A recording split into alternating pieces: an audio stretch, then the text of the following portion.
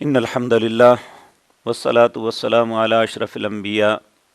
ناظرین کرام، میں نے نبی کریم صلی اللہ علیہ وسلم کی ایک حدیث آپ کے سامنے رکھی تھی، الدین نصیحہ، کہ دین خیر خواہی کا نام ہے، اور پہلے سٹیپ میں، پہلے پارٹ میں نے ان لوگوں کے متعلق کچھ خیر خواہی کی باتیں کی تھی جو اپنی غربت اور افلاس کی وجہ سے مانگ رہے ہیں، لے رہے ہیں۔ اللہ رب العزت ہر مفلس، ہر کلاش، ہر تنگ دست کے لیے آسانی کے رستے کھول دے۔ آج کی مجلس میں میری گزارشات ان لوگوں کے لیے ہیں جو عطا کر رہے ہیں، جو رفاہیت میں لوگوں کو دے رہے ہیں۔ ان کے متعلق کچھ خیر خواہی کی باتیں ہیں جو میں عرض کرنی چاہتا ہوں۔ یاد رکھیں، خرچ لوگ بہت کرتے ہیں۔ 4 قسم کے لوگ ہیں خرچ کرنے والے، اور میں بہت بڑی بات عرض کرنے لگا ہوں۔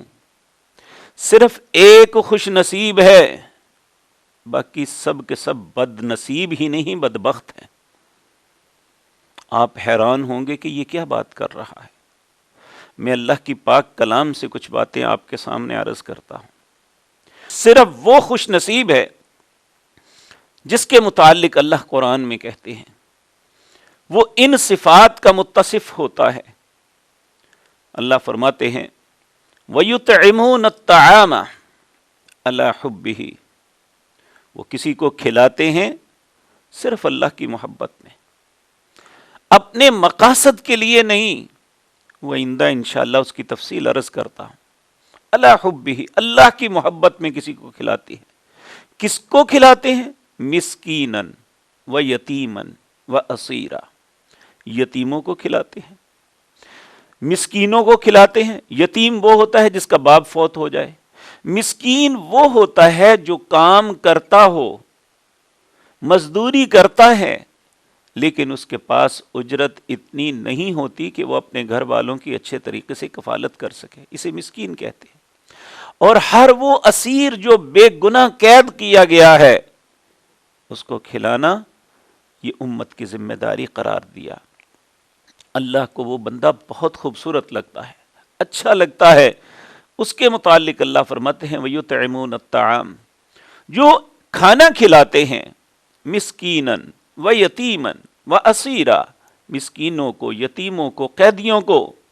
اور کھلانے کے بعد یہ نہیں کرتے، بلکہ ان کا کردار کھلانے کے بعد، انہیں راشن دینے کے بعد کیا ہوتا ہے؟ انما نطعمکم لوجہ اللہ، ہم نے یہ جو کچھ تمہارے ساتھ کیا ہے صرف اپنے رب کی رضا کے لیے کیا ہے۔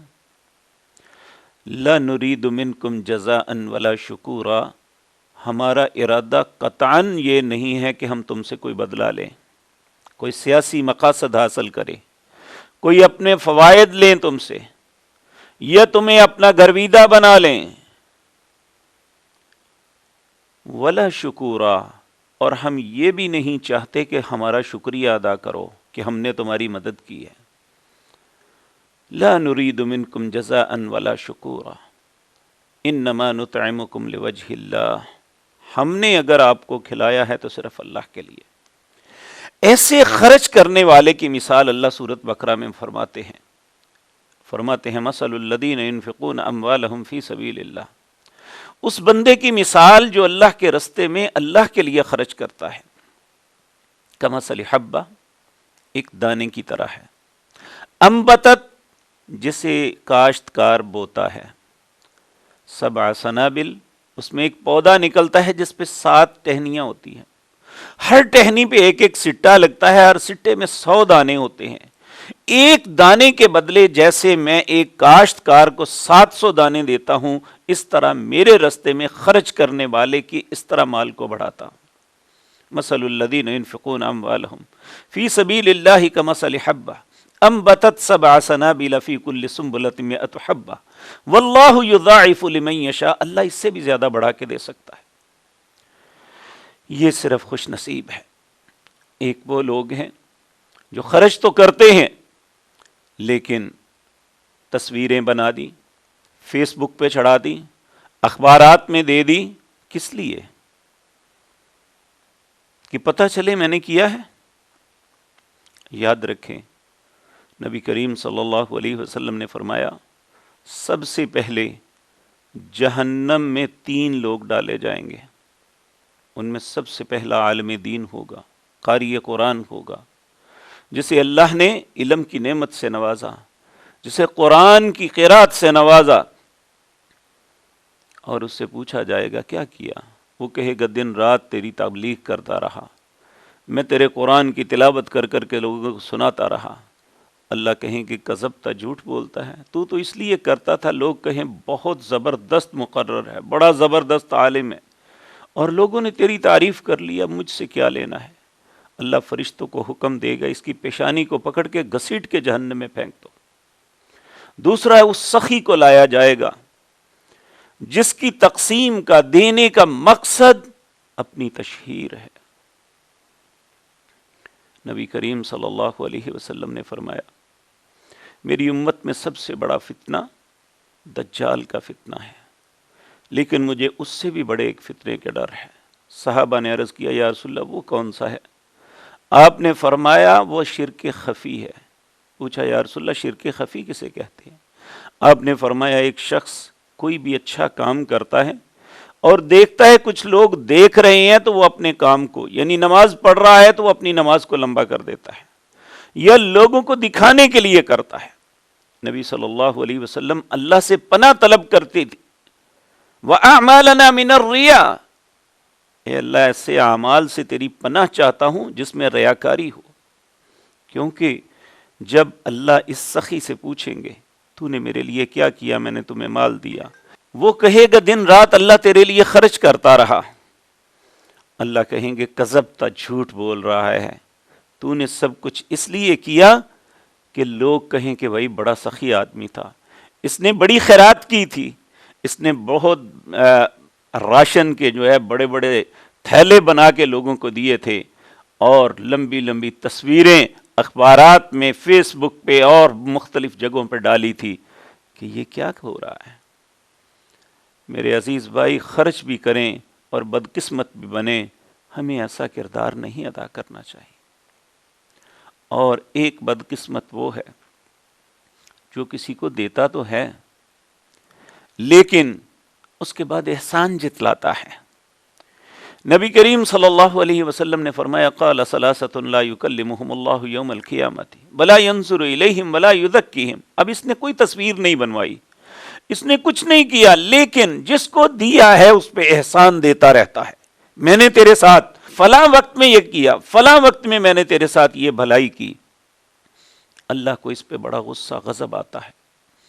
آپ نے فرمایا 3 بندے ایسے ہیں قیامت کے دن اللہ ان سے کلام نہیں کرے گا، انہیں پاک نہیں کرے گا، ان کی طرف نظر رحمت سے دیکھے گا بھی نہیں، بلکہ انہیں دردناک عذاب میں مبتلا کرے گا۔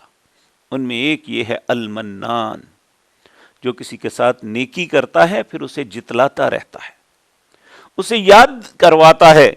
آج ہمارے سیاستدان، ہمارے حکمران، انہیں اپنے کردار پہ غور کرنا چاہیے، وہ علماء انہیں اپنے کردار پہ غور کرنا چاہیے جو ہر وقت لوگوں پہ احسان جتلاتے رہتے ہیں کہ ہم نے تمہارے لیے یہ کیا، ہم نے تمہارے لیے یہ کیا، جبکہ تمہاری تو ذمہ داری یہی ہے۔ تو یہ بھی بد نصیب ہیں جو خرچ کر کے دوسرے پہ احسان جتلاتے رہتے ہیں۔ تو اللہ رب العزت اس بد نصیبی سے ہمیں محفوظ رکھے۔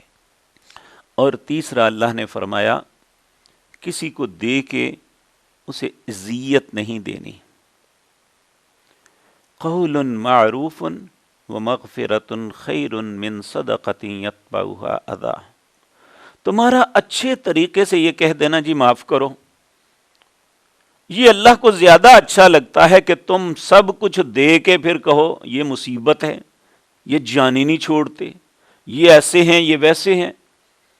یعنی اگر تانا زنی کرنی ہے تو اللہ کہتے ہیں اس سے بہتر ہے نہ دو، اچھے طریقے سے یہ کہہ دو معاف کرو۔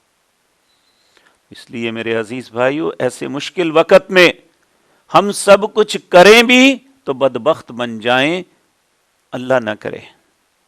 ہمیں ان باتوں سے اپنے آپ کو بچانا ہوگا۔ ہم اگر خرچ کر رہے ہیں کسی ایسوسیشن کے تحت، کسی تنظیم کے تحت، یا انفرادی حیثیت میں، یا دوست احباب مل کے، تو ہمارا ماٹو یہ ہونا چاہیے، انما نطعمکم لوجہ اللہ، ہم تمہیں کھلاتے ہیں تو صرف اپنے رب کو راضی کرنے کے لیے، لا نرید منکم جزاء ولا شکورا، ہمارا ارادہ نہ تو یہ ہے کہ آپ سے کوئی بدلہ لیا جائے، اور نہ یہ ہے کہ آپ ہمارا شکریہ ادا کریں، بلکہ ہم اپنے رب کی رضا کے لیے کرتے ہیں۔ اللہ اخلاص کے ساتھ خرچ کرنے کی توفیق عطا فرمائے، اور اگر حق بنتا ہے تو پھر کسی سے تقاضا کرنے کی توفیق دے، وگرنہ اللہ خودداری کی زندگی میں زندہ رکھے، اللہ اسی پہ موت نصیب فرمائے۔ اقول قولی ھذا واستغفر اللہ۔